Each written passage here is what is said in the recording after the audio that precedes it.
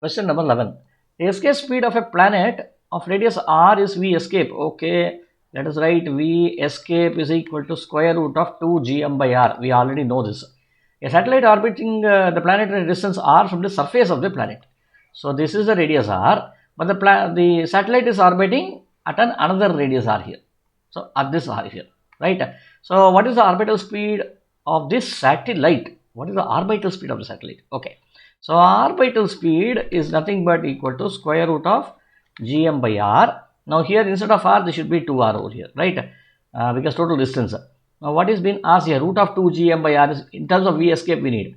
So now what I will do is I will write this as 1 by 2 into 2 gm divided by 2r and write like this.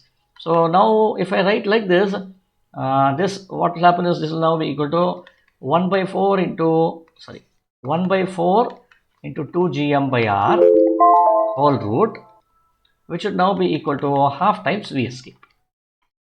How? Because 1 by 4 becomes 1 by 2 and root of 2 gm by r is nothing but v escape, right? So I'll substitute it and write it as v escape divided by 2. So answer is A.